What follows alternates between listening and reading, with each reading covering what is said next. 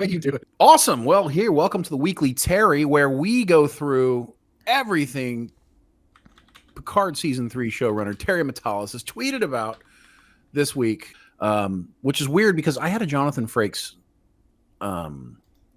dream last night. It was weird. I don't remember my dreams typically. Okay, yeah, spill it. Okay, and of course I'm laying in bed. Did and he have his Jonathan shirt comes on? over. Okay, so I'm just kidding. That's not what happened. For some weird reason, I was getting a haircut in my dream. Okay. So I was at the barber. I don't know why. I don't need a haircut, but I was at the barber. It's probably because my little beard thing going on here. My wife was like, "What are you doing here?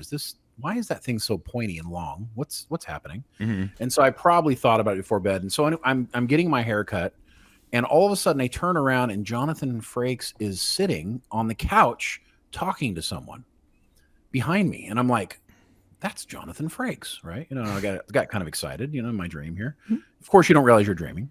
And I go over and I'm like, "Oh, Jonathan, absolutely, of course I feel like an idiot Star Trek fan, right? Coming up to him, "Oh, I love you," and it's Star Trek Next Generation. And I just came over and he's like, "Can I touch your chest hair?"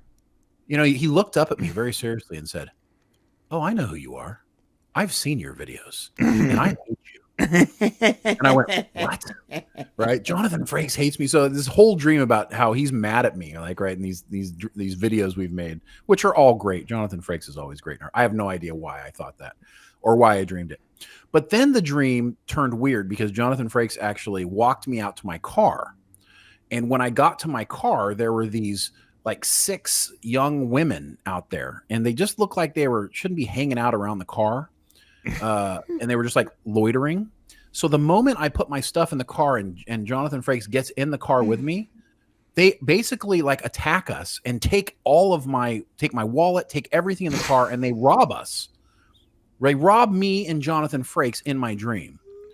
And I wake up to my wife smacking me. And I guess that must be why I was having that dream, because that's when we found out that the puppies were being born. So that is very, very odd. Yeah, so it is. They're dreams, though. I mean, what am I supposed to say here?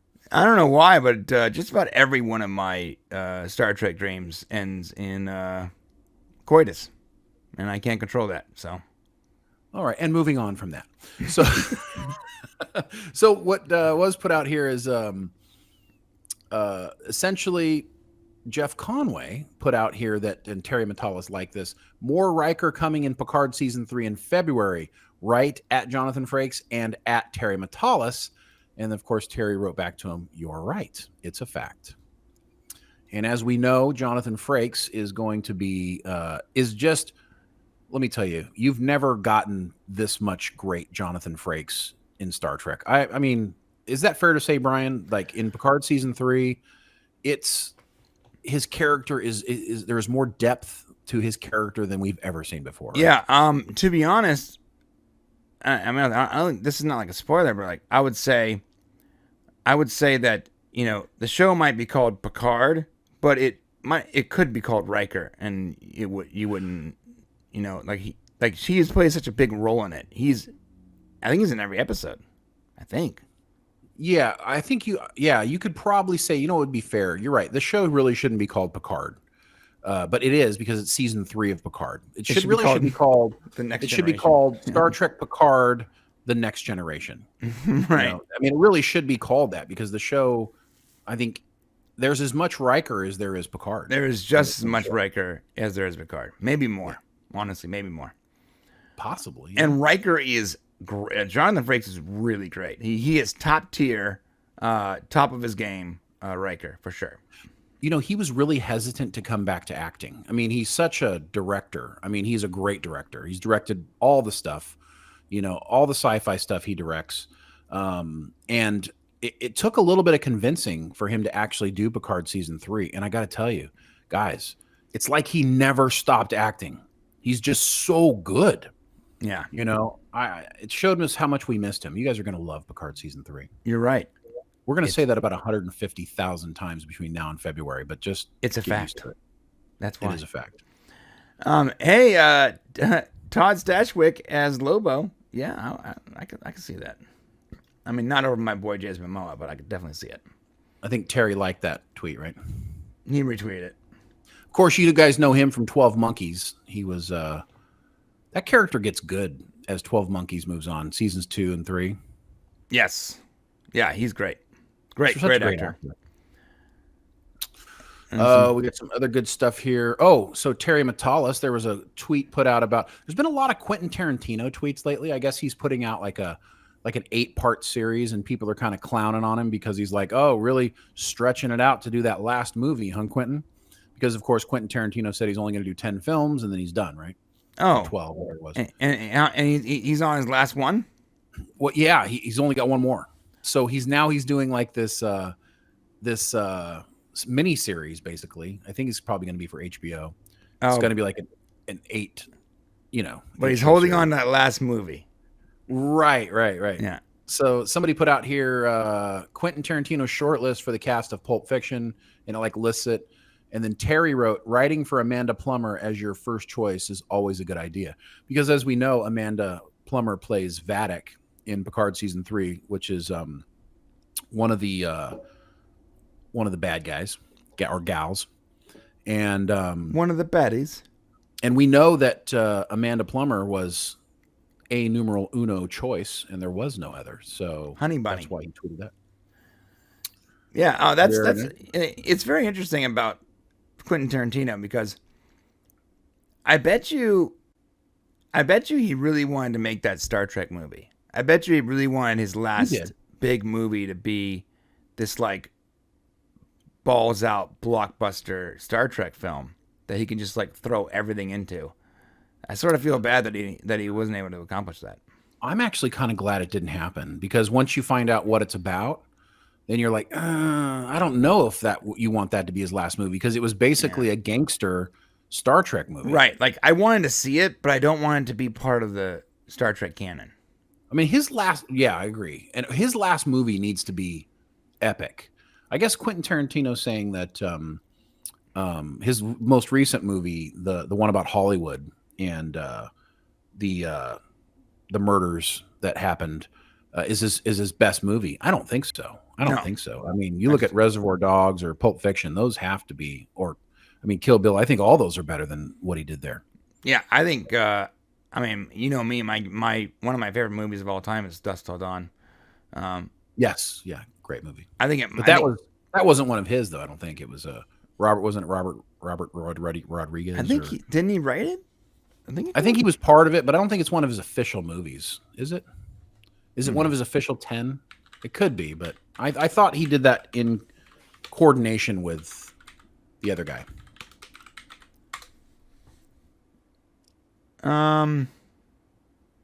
Yeah, it was written by Quentin Tarantino. It was written by him, but did he direct the movie? Because he acted in it. You're right. I don't think he directed. It was directed by Robert Rodriguez. Yeah. Yes. So he wrote it. It's not his movie. So I mean, yeah, it's his story. Yeah, right. Right, but it's not one of his counted movies. Yeah, it's great. I love the movie. It's great. Oh, I'm not gonna show it right now, but later on in the members section, I'm gonna show you guys this cool thing. So what else more for Terry, man? Well, I'm going through it, and there's a real there's a lot of really interesting stuff out here. Terry got he got caught up a little bit in the politics of the time. A lot of politics. There's the thing with politics recently. Of course, we had the election, so it's hard for people not to speak up. There's so many election things happen, but I love this. There's one of these tweets he put out here. It's actually a lot of blue check marked Star Trek fans. It's like Star Trek cosplay with all the blue check marks. Back on November 15th. Yeah, where is that? I like that tweet. November 15th is the tweet. That was a great tweet. And I'm like, damn, that kind of looks like Worf. Yeah, he did such a good job with that cosplay. So he's making fun of the fact that everyone's like buying check marks, right? So like, here's the new TNG cast. Yeah, because anybody can get a check mark. So it's like you can, but I don't know if you can say you're somebody else. Well, here's a deep cut for you. That right there is an adult film. What? That is like this ain't Star Trek: The Next Generation XXX or something. Yeah. It is. How do you? I don't want to know how you know that. I own this. No, I mean, I helped make this. Look, guys, I like all things Star Trek, even the weird stuff. I like all things Star Trek. Somebody put out, this is actually pretty interesting. So we got Willow coming out. I think November 30th, it's going to come out on Disney Plus. We'll be covering it, by the way, if you guys are Willow fans and you want to follow the series. And somebody put out a comment here. It said, I'm sorry, real quick. yeah, This guy attacking him for seemingly no reason because he posted this picture. Look, guys, that's however you fall on the Elon Musk Twitter debate. That's objectively funny. Okay. oh yeah, 100%. It's funny regardless of how you fall. Somebody replied with, "So on top of being a hack, you're a rich hack. I think that raises you to the rank of shill. Your agent must be so proud." And he responded with, "Yes, sir, very much, sir." I mean, look, find that guy. Find that guy because I don't I don't understand though. Like, why? Well, Why are you? I'm offended by the fact that he called him a hack because he's not a hack. Obviously, he's not a hack. And we've officially now seen everything Terry's done, and he's not a hack. Trust He's me, not a hack. So I don't know. He's definitely not a shill. But I don't understand. Why are you even offended by this?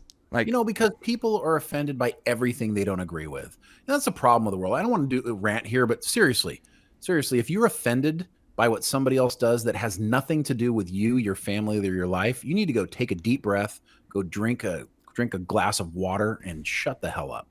I'm sorry, but if you're going to get all trolly on Twitter for dumb reasons, listen, if it makes you angry, then you should be pissed that you allowed someone else to make you angry on Twitter, that they allowed you to ruin your day and change who you are as a human being through the freaking computer. You're making this guy is making you angry right now. Just so you know. This is why I skip through a lot of this dumb Yes, stuff. guys, those are the insurrection stunt doubles. I was joking. Those aren't porn stars. But it's just, listen, when people say stupid things, they're obviously not true, no matter who they are. It really irritates me. And obviously this guy hasn't watched anything that Terry's ever made. So No. Yeah. People gotta chill out, man.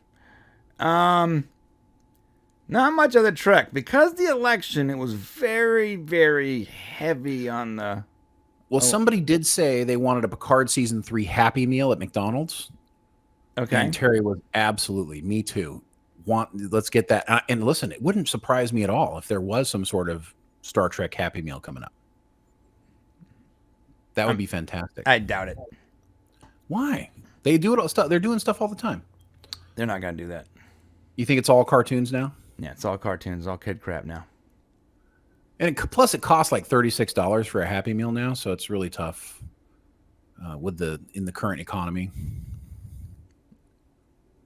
That's supposed to be a joke. Oh yeah, it's true. My bad. I was reading this. Trek Central sent them like the L cars or whatever for USS Titan. And someone asked him, he says, "I cannot wait to see the whole season. Those chords are from First Contract, right?" And he said, "No." Well, Trek Central has a really good Titan video out there that really goes deep into the Titan. And they did a pretty good job with the video. Yeah, those aren't not First Contact notes. That's not the First Contract theme song. Although the First Contact theme is in the show. It was in Picard season 2 too.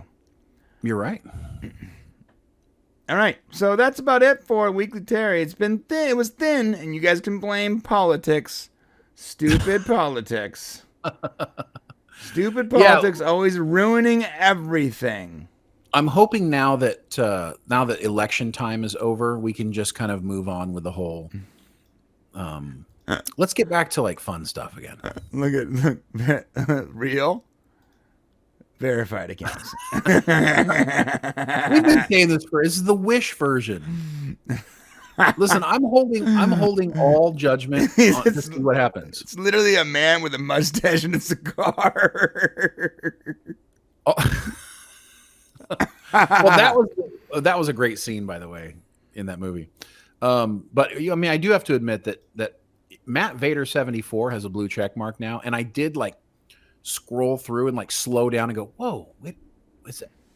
That really is Matt Vader 74. All right.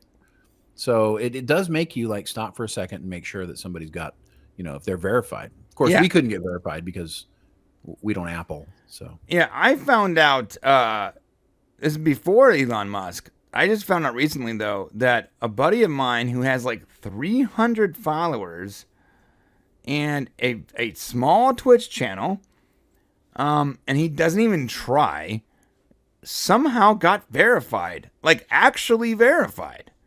And I was like, yo, man, how did you pull it off? He goes, I don't know. They sent me an email. I answered it, got verified. Like, I don't understand. And then I'm looking at his picture. I'm like, oh, it's because you're so freaking handsome. That's why. Don't send me your picture, Brian. That's the mistake. Do not let them see what you look like. Problem is, they saw our pictures and they're like, nah. No, but this guy's a good-looking guy. They're probably like, oh, he must be someone important. And so they proactively verified him. Meanwhile, us plebs over here grinding every day trying to get a blue check mark. And now that you can buy it, we still can't get it because we're lowly Android scum. That's a whole story in itself. Yeah. Vader says, bow before my blue checkness. All right, well, that's about it for the Weekly Terry, guys. Sorry, it's a little thin this week, but you guys can blame American politics. Yeah, and the last thing we can say about, just since we're in the Weekly Terry, is if you want to know more about the stuff that he makes, and the reason why we're doing a Weekly Terry is because we're very excited about Picard Season 3. We're jealous that all of you will get to see it for the first time, and we won't. And we just want to say that we know you're going to love it. And go out and watch, if you get a chance, on Hulu right now, 12 Monkeys is playing. If you want to get a feel for how he kind of puts a story together, go watch 12 Monkeys. It's a fantastic series if you haven't seen it, and it doesn't get enough love. So watch that series in preparation for Picard Season 3, and forget Picard Seasons 1 and 2 even happened. Just forget about it. So the reason Shane's saying that, just in case maybe you didn't pick up on this before, because we saw it and it's amazing. Take your blue check mark now, bro. We should get a blue check mark just for that. All right. Anyway, that's it, man. Listen, like I said, this week was thin, not for lack of trying. Like we did the homework. It's just there's not much there this week. I'm sure next week we'll make up for it. So make sure to come back next week. Hit all the buttons, subscribe, and comment below. And again, ask some questions, because one day we're going to get to interview Terry, and we plan to ask him all the questions that you have forwarded to us. Yeah, we'll have him on a session. We'll definitely have him here for the Weekly Terry at least a couple times before the show starts.